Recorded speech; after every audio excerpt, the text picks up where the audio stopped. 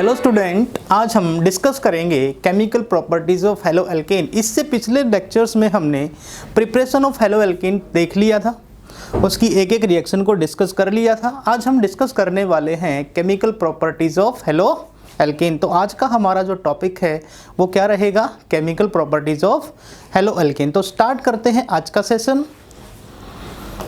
Topic आपका क्या रहेगा आज?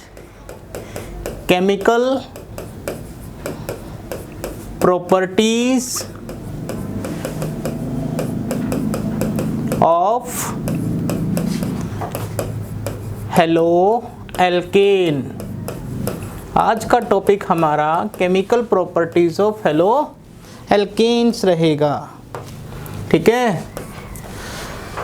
अब इसमें हम थोड़ा सा हेलो एल्केन की बात करें तो अगर हम देखें जो हेलो एल्केन है उसमें क्या होता है, कार्बन के साथ हेलोजन एटम जुड़ता है। This is the X।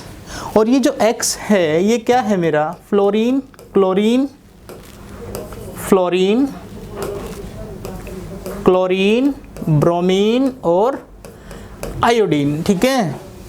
तो जो हेलोजन है वो ज़्यादा इलेक्ट्रोनेगेटिव है, मोर इलेक्ट्रोनेगेटिव। अगर इलेक्ट्रोनेगेटिविटी की बात करें तो इलेक्ट्रोनेगेटिविटी क्या होती है? इलेक्ट्रोनेगेटिविटी आप लोगों ने पढ़ रखा है। इलेक्ट्रोनेगेटिविटी क्या होती है? Electronegativity is the tendency of an atom, that is the tendency of an atom to attract the shared pair of electron in a covalent bond। आपके पास एक कोवलेंट बॉन्ड होगा, उस कोवलेंट बॉन्ड में जो ये जो कोवलेंट बॉन्ड है, इस कोवलेंट बॉन्ड के जो इलेक्ट्रॉन्स हैं, ठीक है, इन इलेक्ट्रॉन्स को क्या करेगा? X एटम अपनी तरफ खींचेगा, ठीक है। अभी मैंने क्या बताया? Electronegativity is the tendency of an atom. किसी एटम की क्या होती है? टेंडेंसी होती है क्या करने की? जो शेयर्ड पेयर ऑफ इलेक्ट्रॉन होते हैं किसके अंदर? कोवलेंट बॉन्ड के अंदर, उनको अपनी तरफ अट्रैक्ट करने की, ठीक है। Attract the an atom to attract the shared pair of electron towards itself, है ना। तो यहाँ पे X is more electronegative than carbon। X ज़्यादा इलेक्ट्रोनेगेटिव है कार्बन से, तो ये क्या करेगा? ये shared pair of electron को अपनी तरफ खींचेगा, जिससे इसके ऊपर क्या आ जाएगा? पार्शियली नेगेटिव चार्ज, और कार्बन पे आ जाएगा पार्शियली पॉजिटिव चार्ज। तो काशी जो CX बॉन्ड हुआ मेरा, इसका नेचर कैसा हो गया? पोलर इन नेचर, ठीक है। अब पोलर इन नेचर होने से हम इसके अंदर कुछ केमिकल रिएक्शंस का डिस्कशन करेंगे, ठीक है, ओके। अब पहली जो आपका रिएक्शन रहेगा that is nucleophilic substitution reaction. Nucleophilic substitution reaction, जिसमें आप एक तो पढ़ोगे SN1 और दूसरा डिस्कस करोगे SN2। मतलब न्यूक्लियोफिलिक सब्स्टिट्यूशन रिएक्शन में आप दो रिएक्शन डिस्कस करने वाले हो, एक SN1 और एक SN2। इसका हम ऑप्टिकल एक्टिविटी मीन्स स्टीरियोकेमिस्ट्री की भी बात करेंगे। और दूसरा रिएक्शन जो मेरा रहेगा इस चैप्टर के अंदर, इस chemical properties of halo alkane के अंदर, दूसरा रिएक्शन रहेगा एलिमिनेशन रिएक्शन। एलिमिनेशन रिएक्शन, ठीक है। इस एलिमिनेशन रिएक्शन के अंदर हम सेट्जफ रूल की भी बात करेंगे। एंड जो थर्ड रहेगा मेरा reaction with metals, reaction with metals, reaction with metals रहेगा। तो पहले हम बात करते हैं न्यूक्लियोफिलिक सब्स्टिट्यूशन रिएक्शन की, किसकी? न्यूक्लियोफिलिक सब्स्टिट्यूशन रिएक्शन की। थोड़ा सा अब डिस्कस करेंगे पहले न्यूक्लियोफिलिक सब्स्टिट्यूशन रिएक्शन में। आपको न्यूक्लियोफिलिक के बारे में बता दूं, न्यूक्लियोफाइल नाम से ही पता चल रहा है न्यूक्लियस लवर, मीन्स ये किसको, क्या है ये? न्यूक्लियस लवर है। मीन्स न्यूक्लियस के अंदर क्या होते हैं?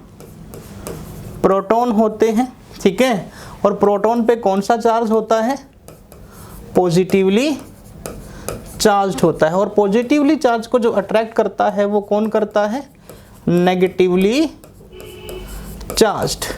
तो जितने भी नेगेटिवली चार्ज पार्टिकल्स होने वाले हैं यहाँ पे, वो आपके क्या रहेंगे? न्यूक्लियोफाइल रहेंगे। एग्जाम्पल, OH माइनस यहाँ पे न्यूक्लियोफिलिक की तरह बिहेव कर सकता है, करेगा। Cn माइनस हो गया, NO2 माइनस हो गया, है ना, and HC triple bond C minus हो गया, एटसेट्रा। बहुत सारे न्यूक्लियोफिलिक हो सकते हैं। नेगेटिवली चार्ज, जितने भी नेगेटिवली चार्ज स्पीसीज होंगे सारे क्या होंगे? न्यूक्लियोफिलिक। या फिर आपके जो न्यूट्रल मॉलिक्यूल्स होते हैं वो भी न्यूक्लियोफिलिक की तरह बिहेव करते हैं। न्यूट्रल मॉलिक्यूल्स कंडीशन क्या रहेगी इनके ऊपर? One should have one lone pair electron, should have one lone pair electron. कौन कौन से? H2O हो गया, ये भी किसकी तरह बिहेव करेगा? न्यूक्लियोफाइल की तरह, क्योंकि ऑक्सीजन के ऊपर कितने लोन पेयर हैं? 2 लोन पेयर है। NH3 हो गया, ये भी न्यूक्लियोफाइल की तरह बिहेव कर सकता है। इसके ऊपर कितने लोन पेयर? 1 लोन पेयर, ठीक है। आपका अगर मैं देखूं RNH2 अमाइन, प्राइमरी अमाइन, ये भी न्यूक्लियोफिलिक की तरह बिहेव करता है, एटसेट्रा, ठीक है। तो ये बात हो गई न्यूक्लियोफाइल की। न्यूक्लियोफाइल जो न्यूक्लियस लवर होते हैं, न्यूक्लियस के पास क्या होता है? प्रोटॉन होता है। और प्रोटॉन पे कौन सा चार्ज होता है? पॉजिटिव चार्ज होता है। और पॉजिटिव चार्ज आपका किससे अट्रैक्ट होगा? नेगेटिवली चार्ज से। तो इसका मतलब जितनी नेगेटिवली चार्ज स्पीसीज होंगी आपकी, वो किसकी तरह बिहेव करेगी? न्यूक्लियोफाइल की तरह बिहेव करेगी। ओके, तो न्यूक्लियोफाइल में देख लो, आपके पास पहली जो रिएक्शन आएगी न्यूक्लियोफिलिक सब्स्टिट्यूशन रिएक्शन आएगी। अब मैं बता दूं, मेरे पास सपोज करो मेरे पास ये एल्काइल हैलाइड है। केमिकल प्रॉपर्टीज ऑफ एल्केन की बात हो रही है ना, तो मैं क्या लूँगा? एल्काइल हैलाइड तो लूँगा। ये मेरे पास क्या है? एक एल्काइल हैलाइड। ये मेरे पास क्या है? एक एल्काइल हैलाइड है। इसमें मैंने क्या किया? एक न्यूक्लियोफाइल लेके आया जिसके ऊपर एक lone pair with negative charge है। अब मुझे पता है कि जो X है ये ज़्यादा इलेक्ट्रोनेगेटिव होने से अपने ऊपर कौन सा चार्ज रखेगा? पार्शियल नेगेटिव चार्ज, क्योंकि इलेक्ट्रोनेगेटिविटी से ये इलेक्ट्रॉन किसकी तरफ खींचेगा? X की तरफ खींचेगा। तो जिससे कि X पे क्या जाएगा? नेगेटिव चार्ज, और R पे क्या रहेगा? Positive charge. अब ये न्यूक्लियोफाइल यहाँ तो अटैक करने वाला नहीं है, ठीक है। ये कहाँ पर अटैक करेगा? R पे, ठीक है। तो जैसे ही ये R पे अटैक करेगा तो ये इलेक्ट्रॉन शिफ्ट कर जाएंगे किसकी तरफ? X की तरफ। तो रिएक्शन का जो रिजल्ट बना, मतलब कि एक बॉन्ड बन गया किसके साथ? R का, Nu के साथ। और यहाँ से X क्या हो गया? लीव कर गया। क्या कर गया? X यहाँ से लीव कर गया, ठीक है। तो यहाँ पे जो आपका न्यूक्लियोफाइल सब्स्टिट्यूशन होता है, सब्स्टिट्यूशन, वो डिपेंड करता है लिविंग ग्रुप के ऊपर। किसके ऊपर? लिविंग ग्रुप के ऊपर। जितना बेटर लिविंग ग्रुप होगा उतना ही न्यूक्लियोफिलिक सब्स्टिट्यूशन होगा। बिकॉज अगर यहाँ पे ये अटैक करता है, अगर ये इस R को नहीं छोड़ता है तो कहाँ पर ये इसके साथ बॉन्ड बनेगा ना, तो X का यहाँ से निकलना जरूरी है, ठीक है। तो X यहाँ पे क्या है? Leaving group. और बेटर लिविंग ग्रुप कौन से होते हैं आपको X में बता दूं कि जो X है वो फ्लोरीन, क्लोरीन, ब्रोमीन और आयोडीन, ठीक है। इस पे भी नेगेटिव लगाओ, इस पे भी नेगेटिव और इस पे भी नेगेटिव। तो इसमें से बेटर लिविंग ग्रुप कौन सा रहेगा? जो अपने ऊपर नेगेटिव चार्ज आसानी से रख पाएगा, वो क्या रहेगा आपका बेटर लिविंग ग्रुप। फ्लोरीन का एटॉमिक साइज वैसे ही ऑलरेडी छोटा है, क्लोरीन का थोड़ा सा बड़ा हो गया, ब्रोमीन का थोड़ा सा और ज़्यादा बड़ा हो गया, और आयोडीन का यहाँ पे काफ़ी बड़ा एटॉमिक साइज है, तो नेगेटिव चार्ज इसमें आराम से रह सकता है, ठीक है। बट फ्लोरीन पे वैसे देखें, फ्लोरीन की वैलेंस शेल में वैसे ही इसके पास 3 लोन पेयर होते हैं और एक नेगेटिव चार्ज आ गया, तो ये रिपल्सन से ये एटम जल्दी से अपने ऊपर, ये अनायन जल्दी से अपने ऊपर नेगेटिव चार्ज को नहीं रख पाएगा।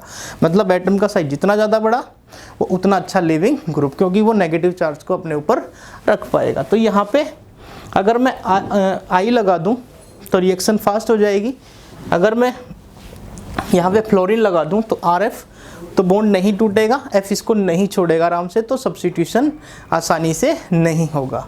तो मैंने क्या बताया, न्यूक्लियोफिलिक सब्स्टिट्यूशन, जितना बेटर लिविंग ग्रुप उतना अच्छा सब्स्टिट्यूशन।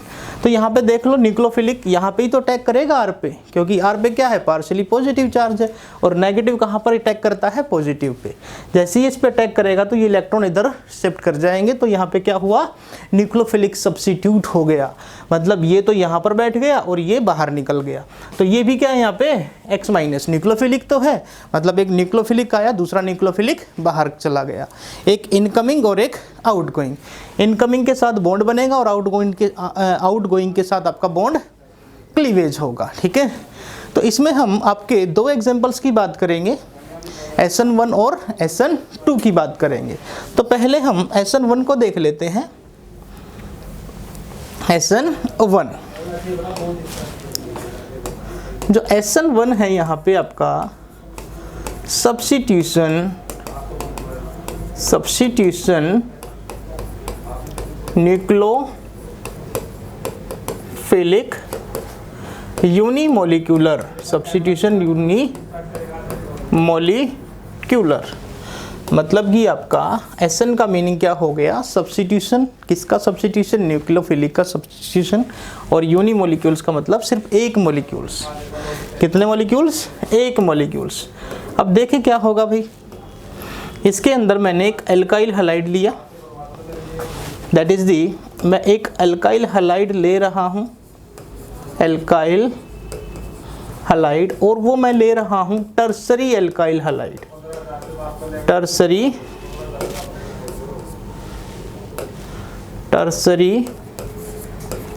Alkyl halide. अब ये टर्सरी एल्काइल हैलाइड तो आपको पता है ना, CH3 और CH3। यहाँ पे मैंने लिया जी Cl, क्या ले लिया, Cl, और मैंने यहाँ पे OH को सब्स्टिट्यूट कराना चाहा, ठीक है। मेरा सॉल्वेंट क्या रहेगा यहाँ पे, polar protic solvent, polar protic solvent like CH3OH, methanol भी ले सकते हो, वाटर भी ले सकते हो, ठीक है, C2H5, इथेनॉल भी ले सकते हो, that is the polar protic solvent. बात करेंगे पोलर प्रोटिक सॉल्वेंट की भी, एक एक की बात डिस्कस करेंगे। ये पोलर प्रोटिक सॉल्वेंट यहाँ पे क्यों लिया, ठीक है, और CH3OH का यहाँ पे क्या काम रहेगा, H2O लेंगे तो H2O का क्या काम रहेगा, ठीक है। तो इसमें होगा क्या कि यहाँ पे जो आपने पोलर प्रोटिक सॉल्वेंट लिया है, कौन सा सॉल्वेंट, पोलर प्रोटिक सॉल्वेंट। अब पोलर का मतलब क्या हुआ, पोलर प्रोटिक सॉल्वेंट। प्रोटिक का तो मतलब हो गया प्रोटॉन, जिसके पास क्या हो, प्रोटॉन हो, और पोलर का मतलब जो इस बॉन्ड को क्या कर सके, क्लीवेज कर सके। ये पोलर बॉन्ड हो गया ना आपका, ये पार्शियली नेगेटिव और ये पार्शियल पॉजिटिव। मतलब कि पोलर प्रोटिक सॉल्वेंट के पास एक प्रॉपर्टी होती है जिसको हम डाइलेक्ट्रिक कांस्टेंट बोलते हैं। क्या बोलते हैं, डाइलेक्ट्रिक कांस्टेंट। डाइलेक्ट्रिक कांस्टेंट का मतलब कि ये क्या करता है, किसी भी पोलर बॉन्ड को तोड़ देता है। जैसे आपके पास अगर हम देखें वाटर के अंदर जब हम नमक को डालते हैं तो नमक के पास क्या होता है, एक आयनिक बॉन्ड होता है, this bond is polar bond. तो वाटर क्या करता है, उस पोलर बॉन्ड को क्लीवेज कर देता है, बीच में से उसको तोड़ देता है। तो यहाँ पे मैंने वाटर लिया, वाटर के का डाइलेक्ट्रिक कांस्टेंट काफ़ी अच्छा खासा होता है, 80 के अराउंड होता है, ठीक है। तो ये क्या करता है, मान लो ये आपका एक पोलर बॉन्ड है Na+ और Cl-, तो वाटर के मॉलिक्यूल्स जाते हैं और इस बॉन्ड को यहाँ से तोड़ देते हैं। तो यहाँ से जब ये टूटता है, एक तो ये Na+ में टूटता है और एक ये Cl- में टूटता है। तो जो Na+ है इसको ऑक्सीजन की तरफ से वाटर सराउंड कर लेता है, ठीक है, ऐसे कुछ करके।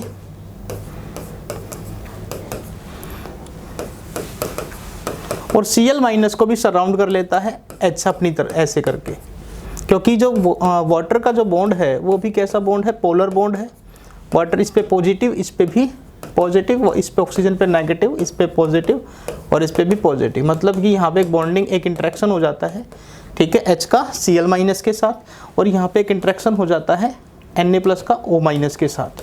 तो ये क्या होते हैं बेटा, ये क्या होते हैं, जो Na+ है वो भी वाटर के मॉलिक्यूल से सराउंड सॉल्वेट हो जाता है, और जो Cl- है वो भी वाटर के मॉलिक्यूल से सॉल्वेट हो जाता है, जिससे कि Na+ Cl- तक नहीं पहुंच पाता। अगर ये वापस एक दूसरे के पास चला जाए तो NaCl ना बना दे, क्योंकि दोनों के दोनों क्या आयंस है, और आयंस तो एक दूसरे को क्या करते हैं, अट्रैक्ट करते हैं। बट यहाँ पे जो पोलर प्रोटिक सॉल्वेंट मैंने लिया, जैसे मैंने वाटर लिया, ये NaCl के बॉन्ड को क्लीवेज करेगा और यहाँ से Cl- को क्या कर लेता है, सॉल्वेट कर लेता है। तो यहाँ पे होता क्या है कि जो आपका पोलर प्रोटिक सॉल्वेंट है, पोलर प्रोटिक सॉल्वेंट, ये इस बॉन्ड को तोड़ता है, ठीक है। पहले क्या करेगा, इस बॉन्ड को तोड़ेगा, जिससे Cl- निकलता है, और उस Cl- को वाटर के मॉलिक्यूल सॉल्वेट कर लेते हैं, ठीक है। अब जब ये वाटर के मॉलिक्यूल्स को सॉल्वेट करेंगे तो यहाँ पे इसका तो कोई काम ही नहीं है ना, ये बॉन्ड थोड़ी तोड़ेगा OH-, ठीक है। बॉन्ड तो इसका बॉन्ड टूटेगा, किसके कारण टूटेगा, पोलर प्रोटिक सॉल्वेंट के कारण। तो यहाँ से होगा क्या कि आपका एक कार्बोकैटायन का फॉर्मेशन होगा, किसका, कार्बोकैटायन का, एंड Cl- ये लिविंग ग्रुप हो गया, और इस लिविंग ग्रुप को सॉल्वेट कर लिया, किसने सॉल्वेट कर लिया, वाटर के मॉलिक्यूल्स ने सॉल्वेट कर लिया, दैट इज द कार्बोकैटायन। और जो 3 डिग्री कार्बोकैटायन होता है वो स्टेबल कार्बोकैटायन होता है, ठीक है। उसके बाद आपका 2 डिग्री स्टेबल होता है। सबसे ज़्यादा स्टेबल कौन होता है, 3 डिग्री स्टेबल होता है, और सबसे कम स्टेबल कौन सा होता है, 1 डिग्री स्टेबल होता है, ठीक है। तो यहाँ पे मैंने 3 डिग्री ये कौन सा कार्बोकैटायन आ गया आपका, 3 डिग्री कार्बोकैटायन। 3 डिग्री कार्बोकैटायन अगर हम इसकी स्टेबिलिटी देखते हैं तो इसकी हम स्टेबिलिटी हाइपर कॉन्जुगेशन इफेक्ट से भी देख सकते हैं और इंडक्टिव इफेक्ट से भी देख सकते हैं। मतलब ये पॉजिटिव चार्ज स्टेबल है, किससे स्टेबल है, इन इलेक्ट्रॉन रिलीजिंग ग्रुप से।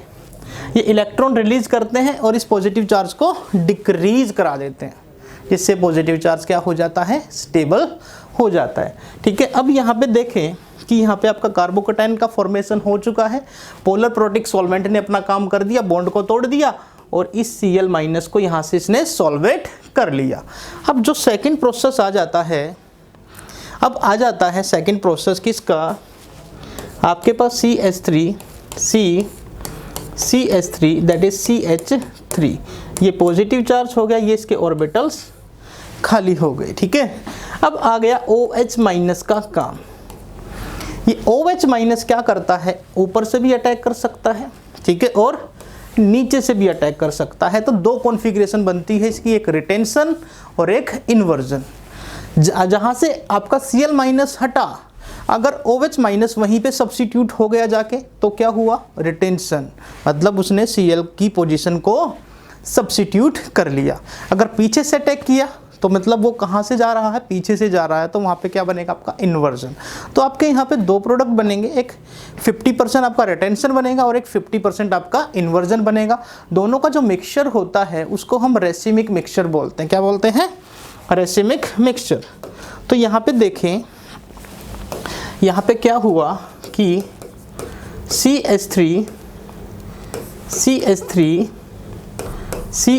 यहाँ पे आपका OH आ गया, एक तो आ गया ये वाला, इसको ये 50%, ये आपका हो गया रिटेंशन। सपोज करो ये क्या हो गया आपका रिटेंशन, ठीक है। एक आपका बनेगा CH3 और ये इसके अपोजिट में आके बैठ गया, तो ये बन गया आपका इन्वर्जन। क्या बन गया, इन्वर्जन। ये भी आपका 50% रहेगा और ये भी आपका 50% रहेगा। दोनों का जो मिक्सचर होगा, इस मिक्सचर को हम क्या बोलते हैं, इन दोनों के मिक्सचर को हम रेसिमिक मिक्सचर बोलते हैं। ठीक है, तो SN1 में आपको ये ध्यान रहे कि इसमें 2 स्टेप्स का फॉर्मेशन होता है। एक तो इसमें आपका पहले स्टेप में कार्बोकैटायन फॉर्मेशन होता है, this is the slowest step, और जो स्लोवेस्ट स्टेप होता है वो आपका वही रेट डिटरमाइनिंग स्टेप होता है। रिएक्शन का रेट डिपेंड करता है ना किसके ऊपर, स्लो स्टेप के ऊपर, मतलब जो आपका स्लोवेस्ट स्टेप होगा वही क्या रहेगा आपका यहाँ पे रेट डिटरमाइनिंग स्टेप होगा। ठीक है, और जो उसके बाद का स्टेप होता है वो फास्ट स्टेप होता है। तो इसमें आपके 2 स्टेप्स हो गए, एक तो स्लो स्टेप हो गया और एक फास्ट स्टेप हो गया। स्लो स्टेप में आपका कार्बोकैटायन का फॉर्मेशन होता है और सेकंड फास्ट स्टेप में आपका न्यूक्लियोफिलिक का अटैक होता है किसके ऊपर, कार्बोकैटायन के ऊपर। तो इसका हम बिल्कुल क्लियरिटी से इसको सारी चीज़ें हम क्लियर करेंगे। इस रिएक्शन को मैं दोबारा फिर से लिख रहा हूँ, यहाँ पे आपका R था, यहाँ पे आपका X था। ठीक है, तो वो पहले इसमें क्या बनेगा, पहले स्टेप में इसमें कार्बोकैटायन का फॉर्मेशन होगा। ठीक है, इसमें क्या हुआ, फर्स्ट स्टेप में फॉर्मेशन ऑफ कार्बोकैटायन। ठीक है, फॉर्मेशन ऑफ कार्बोकैटायन, तो ये ही इसका रेट डिटरमाइनिंग स्टेप होगा। तो यहाँ से आप इसका रेट निकाल सकते हो, रेट के मतलब कि जो रेट है वो किस मॉलिक्यूल पे डिपेंड कर रहा है, सिर्फ RX पे डिपेंड कर रहा है, दैट इज दी RX, है ना। तो यहाँ पे एक मॉलिक्यूल से, तो एक जिस रिएक्शन का ऑर्डर 1 होता है, ठीक है, तो वो रिएक्शन कौन सी होती है आपकी, फर्स्ट ऑर्डर रिएक्शन, और इसमें सिर्फ एक ही मॉलिक्यूल्स पार्टिसिपेट कर रहा है, तो that is the unimolecular reaction. तो इसमें क्या हो रहा है, this is the unimolecular reaction, nucleophilic substitution unimolecular. तो इसका जो रेट है वो सिर्फ डिपेंड करेगा किसके ऊपर, RX के ऊपर। अगर मैं कहूँ इसका जो रेट है, rate does not depend upon concentration of OH minus, मतलब कि आप OH की कंसंट्रेशन कितना ही बढ़ा लो, OH की कंसंट्रेशन से इस रिएक्शन के रेट पे कोई इफेक्ट नहीं पड़ेगा। ठीक है, तो इसका रेट सिर्फ किस पे डिपेंड करता है, RX पे डिपेंड करता है। इसका आप कंसंट्रेशन बढ़ा दोगे तो इसका रेट भी क्या हो जाएगा, डबल हो जाएगा। और इसमें जो आपका रेट डिटरमाइनिंग स्टेप होगा, that is the first step, जहाँ पे आपका फॉर्मेशन ऑफ कार्बोकैटायन होगा, this is the slowest step. उसके बाद क्या होता है इस रिएक्शन में, आपका RX, आपका R प्लस आ गया, न्यूक्लियोफिलिक अटैक होता है जिसपे OH माइनस क्या करता है, R पे अटैक मारता है और OH का फॉर्मेशन करता है, this is the fast step. और फास्ट स्टेप को हम रेट डिटरमाइनिंग स्टेप में काउंट नहीं करते। ये जो आपका स्लोवेस्ट स्टेप है, जो फर्स्ट स्टेप है, that is the slowest step. ठीक है, स्लोवेस्ट स्टेप, और ये ही आपका क्या बन गया यहाँ पे, रेट डिटरमाइनिंग स्टेप। ठीक है, तो इस रिएक्शन में हमने SN1 में हमने क्या देखा, SN1 में हमने एक अल्काइल हैलाइड लिया। कौन सा अल्काइल हैलाइड लिया, टर्सरी अल्काइल हैलाइड। देखो कार्बोकैटायन जितना ज़्यादा स्टेबल होगा ना, उस रिएक्शन का प्रोडक्ट उतनी ही आसानी से बनेगा। और इसमें मैंने टर्सरी अल्काइल हैलाइड क्यों लिया, क्योंकि इसमें किसका फॉर्मेशन होता है, SN1 में कार्बोकैटायन का फॉर्मेशन होता है। और जितना कार्बोकैटायन 3 डिग्री कार्बोकैटायन ज़्यादा स्टेबल होता है, अकॉर्डिंग टू इंडक्टिव इफेक्ट भी देख सकते हो और हाइपर कंजुगेशन इफेक्ट से भी देख सकते हो, तो उसका प्रोडक्ट ज़्यादा स्टेबल रहेगा 3 डिग्री कार्बोकैटायन का।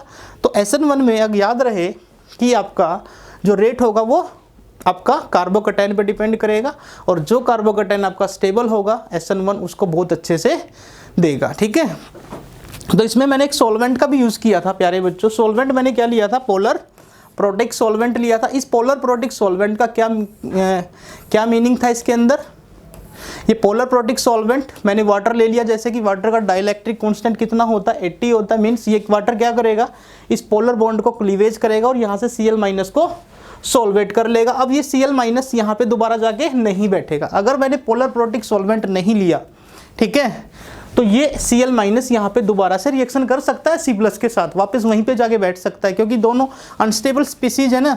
Cl माइनस को वहाँ तक नहीं पहुँचने देता, कहाँ तक, कार्बोकैटायन तक। कौन, वाटर। वाटर का जो H+ होता है वो Cl- को सॉल्वेट कर लेता है, चारों तरफ से घेर लेता है, जिससे उसका मोमेंट C+ की तरफ नहीं होने देता। ठीक है, तो यहाँ से जब जितना ये स्टेबल बनेगा फिर उसके बाद ये स्लोवर स्टेप रहेगा, उसके बाद फिर आपका OH- यहाँ पे न्यूक्लियोफिलिक आराम से इस पे अटैक कर देगा। अब ये न्यूक्लियोफिलिक यहाँ पे अगर देखें, इसका जो हाइब्रिडाइजेशन है, यहाँ पे कार्बोकैटायन का sp2s का ऑर्बिटल खाली है।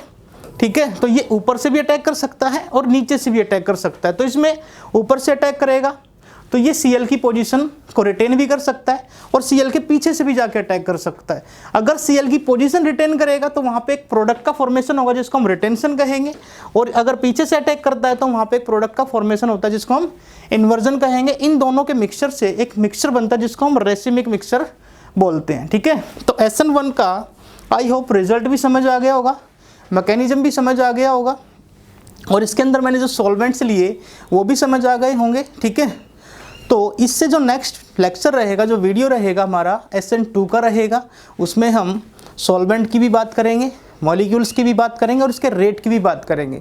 SN2 सब्स्टिट्यूशन न्यूक्लियोफिलिक बायोमोलिक्यूल, मतलब कि जो रेट है वो 2 मॉलिक्यूल्स पे डिपेंड करेगा। अगर हम दोनों की कंसंट्रेशन बढ़ा देंगे तो रेट भी बढ़ जाएगा। तो आई होप इस वीडियो को अच्छे से देखना।